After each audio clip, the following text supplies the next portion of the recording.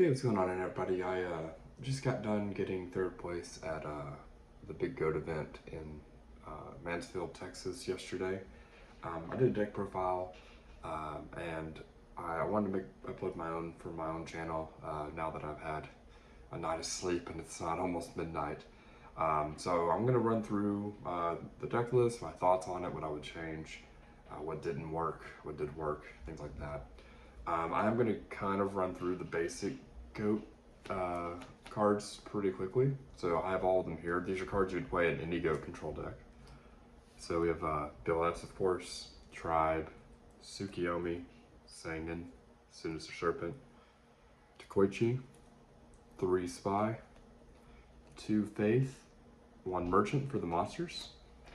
The only thing that's really even contentious here, you could try to run 3 Faith instead of a Merchant.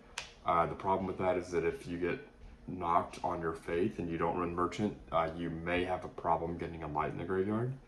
And some lists will run 2 Tsukiyomi, which is really good for grinding out, especially in the mirror, but it's really kind of bad against decks that are putting pressure on you. 1 is typically best, but you have to be very reserved with, when you use it and when you risk it dying. The only other thing is that I'm only running 1 Takoichi with 3 Spy. A lot of times you'd run 2 Takoichi and cut one of the other cards that are not here in the list. So those are basically the stable monsters that don't change ever. They're just really good to be in the list. For the super stable spells, we got 3 Metamorphosis, 2 Scapegoat, 2 Nobleman Crossout, the Trinity, Snatch still heavy, and then for the traps, we have 2 Armor, Mirror Force, and Ring. Torrential Tribute would be a card here, but I'm actually side decking it, so it won't be in the main deck presentation. But Torrential Tribute would also be a pretty standard card. The only things that are kind of in place here is the Torrential being gone, as well as Armor. You kind of need Armor to help guard against other Tsukiyomis, because that's sort of the Achilles heel of this deck. It's also helps you have a super favorable matchup against Warrior. But besides that, this is all just, just the standard list as far as the card choices and ratios go. As far as sort of the rest of the deck, so that was the part of the deck that I would call, not debatable, not optional, that you have to run that. So then this is the cards where I actually made a decision with deck building. So I was running 2 Zabord and testing 1 The Fiend Mega Cyber. This underperformed, but it did have its moments. So the idea behind running this much tribute monsters or heavy monsters in the deck was against Chaos Turbo. The problem is that they just wait until a moment where they can burst you down. And if you give them that time to wait to do that, you're just going to get blown out every single time against a good Chaos Turbo player. These cards were meant to try to put additional pressure on them. The idea with the Fiend Mega Cyber was, 1, it would be pretty good against Warrior and super aggressive decks. And 2, even against Chaos Turbo, maybe there would be lines where, like, I run into a Spy with a Sangan or something, and then they summon a monster and run over the Sangan. Now they have 2 more than me, so now I can put pressure back on their Spies. That came up literally 0 times. I went 5-1 in Swiss, and I made it to top 4 and got 3rd place. And not a single time did I summon this against a Chaos Turbo with its effect for free. This did come up once in a pivotal moment against Warrior, but I probably would have won anyway. It just let me win faster. But this did come up twice in that I was able to push for lethal safely earlier. So I was tribute summoning this and then Metamorphosis into Rao Senshi, and then like using BLS or Snatch Still or something to close out the match. But both the times that I did that, I was already winning, and I likely would have won if I had just done a slower play over 2 or 3 turns. So interesting card, fun card, but underperformed at least in this event. So this is one of the cards I would cut, probably for like a Jar Greed or something else. The Borgs went really well. Zaborg is really good at getting rid of spies, which is the main thing that stops you from being able to pressure people in general, but especially Chaos Turbo and the mirror match. Um, I have no qualms with the fact that I played Zaborg. It went perfectly. I think I had one game, one time when I had Zaborg, and I was just like, I can't summon this. So, highly recommend using that for pressure. Other main deck cards that were choices, I was main decking one Kaiku because this deck's hardest matchup and most common matchup is Chaos Turbo. So I wanted to have one in the main deck just to help hedge the odds slightly on that for game one. I was opting to main deck Breaker. Breaker can be sided, it's fine, but again, the whole point of this was I was running Fiend Mega Sniper and Zaborg to apply additional pressure. And so likewise with all of these choices for my main deck monsters, I wanted to have monsters that I could just summon and put pressure. I want to just swing, I want to try to run over to Koichis. You know, I want to apply as much pressure as possible. And also these tend to stick pretty well for me to tribute for Zaborg, for example, in addition to Gravekeeper Spy. So I wanted to be able to put additional pressure, and these seemed like the top four choices that gave me a wide range of flexibility and options against the entire field. DD War Lady's in here because she's a light. This has some utility because Solemn Judgment's really popular. So if you can catch those, this is really helpful.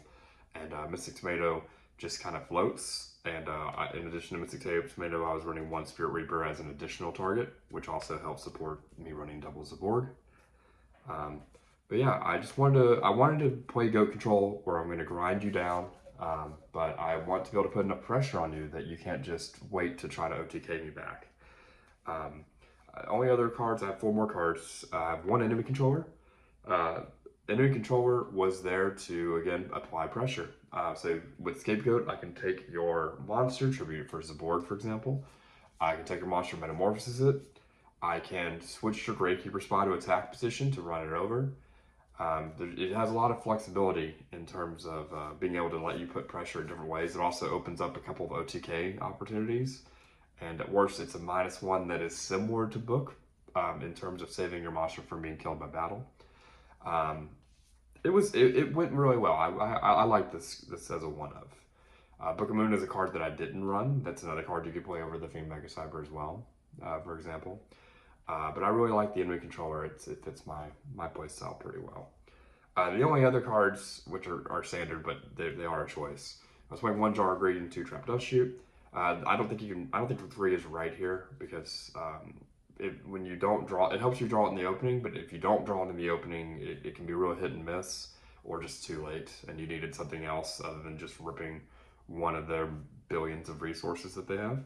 And Jar of Greed, which I wish I had found a way to play too. Again, I think if I ran this again tomorrow, I would play a Jar of Greed over Fiend Mega Cyber and ship the main deck, exactly as it is right now, because it performed very well. As far as the side deck goes, I decided for Burn, Mystic Walk, and Mobius. That's not the only thing I have for Burn, but these are in there for Burn. I sided both these cards in 0 times because I didn't play against Burn. I don't side Mobius in against Burn. Against Warrior and other matchups because I side in Decree for those matchups. And Decree also hits Burn. But I wanted to be super safe. I did not want to get a cheese loss to Burn. I probably shouldn't have prepared for it as much, really, because I didn't side deck them at all.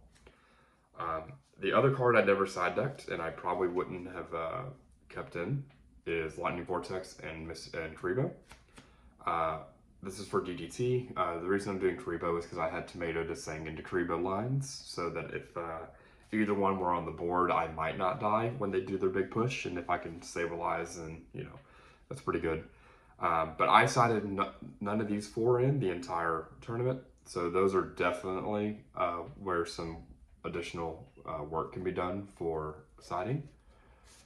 In addition to that, I side decked the second Kaiku for Chaos Turbo and Azure Priest for the mirror match.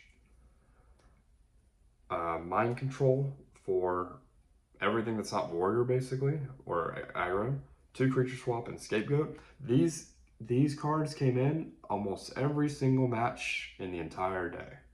I didn't play against a mirror match, so that's really the only time it's bad. Mind control is bad against aggro, but these are good against everything that's not the mirror match, and I guess not burn maybe unless it's like panda burn, and even then it might be okay.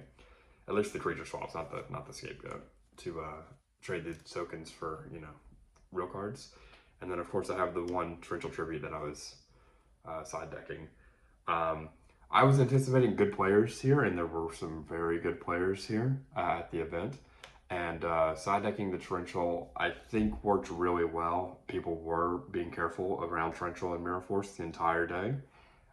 So side decking it gave a very small edge, but a noticeable one for game one, where they weren't pushing as much because they didn't want to get blown out by torrential. And throughout the day, I was switching them out. So like game two, I might run mirror force. Game three, I might run both.